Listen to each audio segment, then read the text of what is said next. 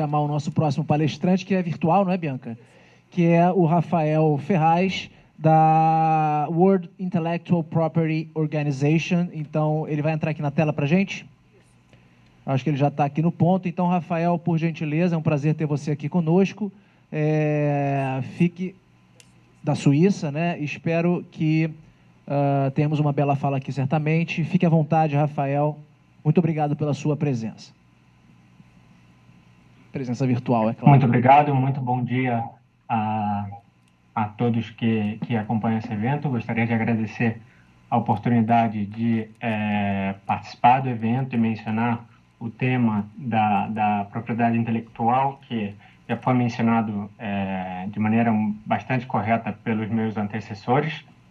E, obviamente, um agradecimento especial à Bianca pelo convite e meus colegas do escritório da OMP no Brasil, a Isabela.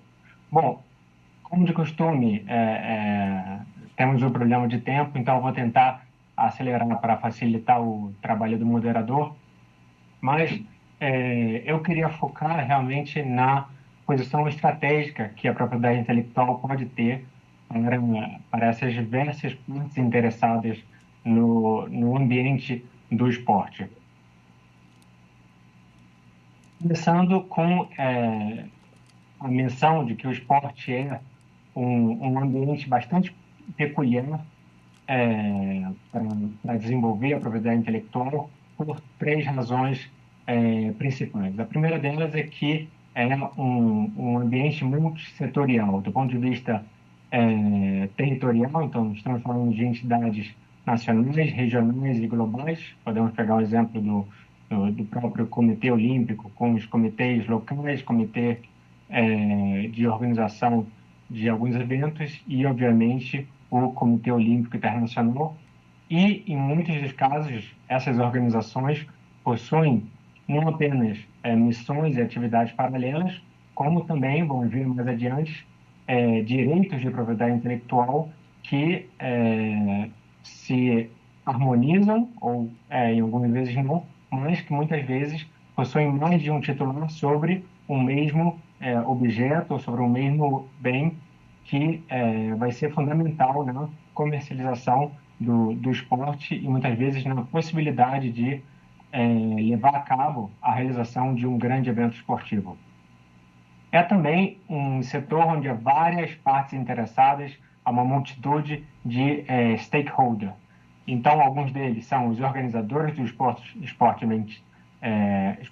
do evento esportivo, e aqui volto a diferentes níveis de organização local, regional, internacional, as federações de esportes, os atletas, as equipes, os treinadores, então o pessoal que está diretamente no campo, digamos assim, aqueles que fabricam, desenvolvem os equipamentos esportivos, e aqui pode ser não apenas para os atletas de alta performance, mas também há um grande mercado que deriva do esporte, que os equipamentos para atletas amadores, né? E cada vez mais agora com a internet das coisas, é um mercado em pleno crescimento e que, de certa forma, depende do mercado esportivo. Temos as televisões, rádio, com radiotransmissão e outras plataformas de mídia, e aqui eu coloco as mídias sociais, que são incontornáveis em qualquer atividade econômica nos dias de hoje, os patrocinadores e, por não colocar em último lugar, os fãs. Também é um ambiente onde temos muitas regras de diferentes níveis aplicáveis na atividade esportiva. Então, temos regras gerais, por exemplo, regras relacionadas ao direito do trabalho, ao direito fiscal. Temos regras específicas sobre o esporte, seja, por exemplo, relacionada a questões de doping ou de transferência do direito de imagem, direito de arena e por aí vai. E entre essas regras, e tendo uma certa interação com todos esses tipos de regras, temos os contratos, que são quase onipresentes em qualquer atividade esportiva, em qualquer evento esportivo, inclusive, um jogo olímpico começa com um contrato com o Comitê Olímpico Internacional e o Comitê local organizador, onde há uma série de direitos e obrigações, incluindo, e quase com papel central, os direitos de propriedade intelectual relacionados ao ao esporte olímpico e aos Jogos Olímpicos. Então, nesse ambiente de esportivo, nesse meio ambiente esportivo, vem a pergunta de por que a propriedade intelectual é importante, ou inclusive por que é relevante nesse ambiente de maneira fundamental. E aqui eu trago outra vez o exemplo olímpico, de que, para começo de conversa, o próprio financiamento dos Jogos Olímpicos advém quase em sua maioria do licenciamento, da autorização dos direitos de propriedade intelectual sobre os jogos. Estamos falando de radiodifusão, que é a maior parte da fonte de renda do Comitê Olímpico. Estamos falando de marketing de marcas e material protegido por propriedade intelectual, que são respaldados por meio de contratos de licenciamento, que podem ser explorados diretamente pelos comitês olímpicos ou por empresas que obtêm essa licença. E também estamos falando de patrocinadores masters do próprio Comitê Olímpico e dos Jogos Olímpicos. Então, a API é importante desde o início para a própria possibilidade de realizar e de permitir financeiramente a realização de grandes eventos esportivos, e a partir daí, obviamente, que esse financiamento vai chegar, inclusive, para o esporte amador. Então, do ponto de vista da propriedade intelectual, pode ser resumido que sem os direitos da propriedade intelectual seria muito difícil de comercializar eventos esportivos, os atletas, as equipes, porque os órgãos esportivos e os indivíduos relacionados ao esporte não teriam nada para comercializar ou para vender. Embora tenha todo um equipamento por trás de um esporte, um esforço, no final das contas, o que vai estar no contrato vai ser uma licença de propriedade intelectual para transmitir o evento esportivo, licenciar a marca de uma federação ou de um comitê e por aí vai. E para chegar a essa conclusão, basta olhar, por exemplo, as fontes de receita do esporte do ponto de vista em geral, onde temos patrocínios e propaganda, temos os direitos de mídia, plasmados no direito de radiodifusão dos eventos esportivos, temos cada vez mais as apostas, temos hospitalidade no lugar dos eventos e temos o licenciamento e marketing de produtos relacionados ao evento esportivo. Então, a API está de maneira central em várias fontes de receita importantes para o esporte como um todo. Então, o esporte é visto também como um ativo intangível, assim como a propriedade intelectual. E a API atua com esse intangível, que é o esporte, fornecendo uma proteção jurídica para essa atividade, permitindo a comercialização desses ativos oriundos da atividade esportiva e, sobretudo, da atividade profissional. Em outras palavras, a API significa permitir a comercialização do esporte. E, a partir daí, temos que pensar que o esporte vai ter diferentes faces. A primeira dela é como um produto. O esporte, a partir da utilização da propriedade intelectual, ele vai ser empacotado como um produto nas diferentes oportunidades, seja para patrocinadores, seja para televisões e por aí vai.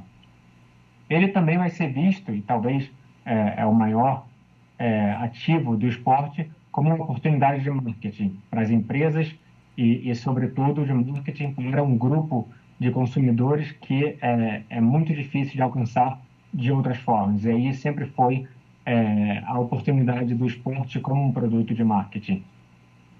Também é usado como uma ferramenta de promoção, seja para os atletas diretamente, seja para as federações ou até as marcas.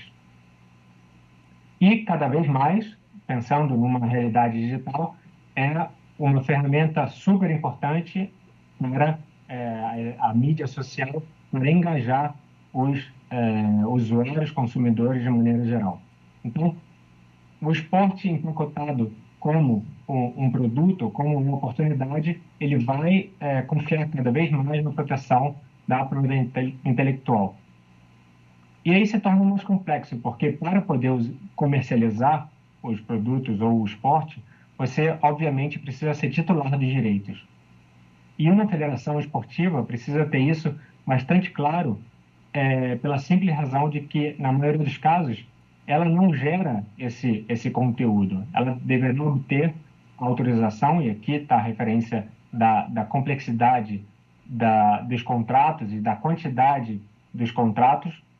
Nesse meio, ela deverá obter esses direitos quando ela não é a titular, para poder, então, comercializar ou licenciar para aqueles que têm interesse. É o caso típico de uma marca que esteja interessada em utilizar, por exemplo, uma imagem de uma competição, mas a federação, por não ter a titularidade da transmissão desse evento, não poderá licenciar ou comercializar, autorizar essa marca a utilizar essa imagem. Então, enfocando um pouco mais na PI, obviamente temos diferentes direitos de propriedade intelectual, começando com a proteção dos direitos dos símbolos olímpicos, que está plasmado em um tratado administrado pela ONU, que é o Tratado de Nairobi. Temos o direito das marcas, o direito dos desenhos, os direitos de autor e conexos, os direitos de imagem, que não são uma propriedade intelectual per se, mas são geralmente relacionadas à propriedade intelectual. Temos a proteção contra a concorrência desleal, o ambush marketing e a proteção do secreto. E temos as patentes. Então, esse seria, digamos, o portfólio, o menu que as federações poderiam ter para explorar e para defender os ativos do esporte. Queria ressaltar a parte de direitos autorais e direitos conexos. Como mencionei, é a maior fonte de renda dos esportes em geral, principalmente dos grandes eventos esportivos, a radiodifusão, a transmissão dos eventos para a televisão. E aqui temos, do ponto de vista de direito de autor e direitos conexos, que possui a particularidade com relação a outros direitos de propriedade intelectual, que não se exige o registro para o usufruto dessa proteção. Então, e muitas vezes possui um papel estratégico quando estamos falando de um interesse em um evento global, e ela protege especificamente a gravação, a transmissão desse evento esportivo, protege, do ponto de vista do direito conexo, as entidades de radiodifusão. Em cada vez mais há o surgimento de um direito conexo que pode estar na lei de direito de autor, ou pode estar de maneira autônoma, que é a proteção dos organizadores de um evento esportivo. Em alguns casos está em uma lei de esporte específica. E cada vez mais cresce a atenção na proteção para as bases de dados relacionadas a eventos esportivos.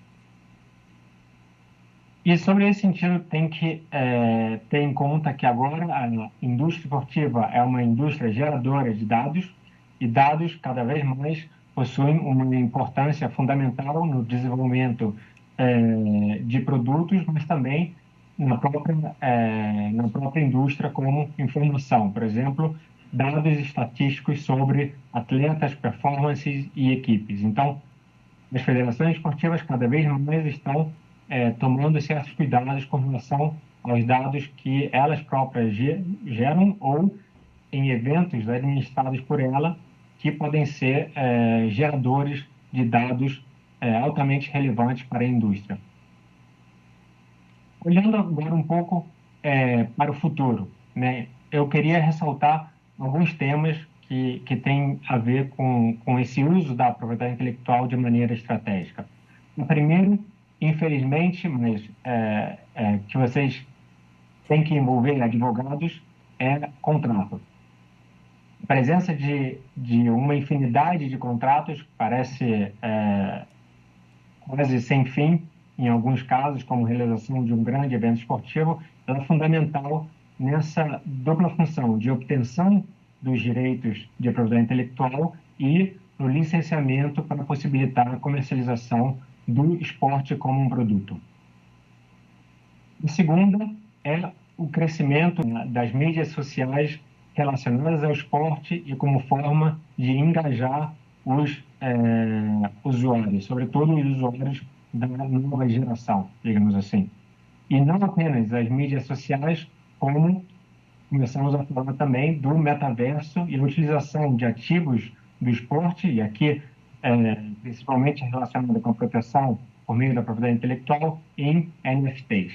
Então, as novas tecnologias também estão afetando o meio ambiente do esporte e, por outro lado, também estão apresentando uma oportunidade de crescimento para o mercado de esporte.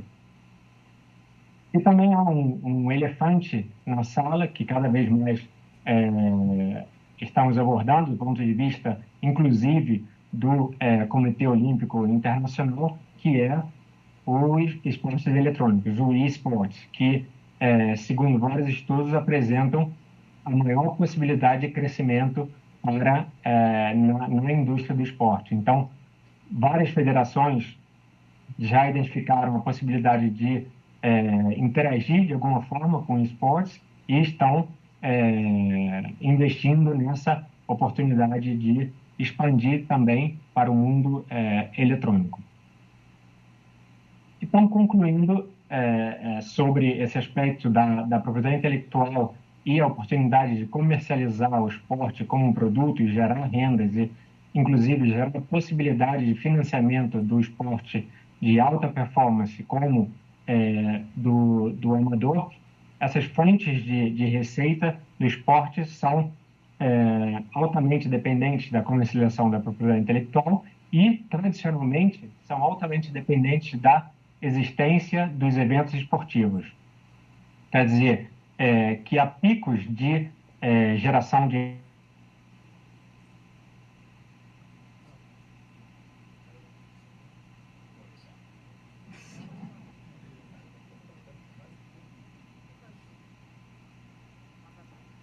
Bom, vamos ver se a gente consegue recuperar, mas esses são os riscos da inovação, né? Os riscos do mundo pós-pandemia. Bom, voltamos, Rafael. Da quantidade de anos. Concluindo, qual é o papel da OMP nesse jogo, nesse ambiente do esporte? Nós acabamos de publicar uma guia sobre o desenvolvimento do esporte de maneira sustentável via a utilização dos direitos de propriedade intelectual. Está disponível no nosso site. Convido a todos a buscarem e procurarem ler as informações que estão ali contidas e espero poder realmente participar de mais interações relacionadas a esse mundo do esporte com a propriedade intelectual e certamente teremos uma oportunidade de conversar um pouco mais no futuro, tomara que de maneira presencial. Muitíssimo obrigado aos organizadores e a todos que me puderam escutar. Obrigado.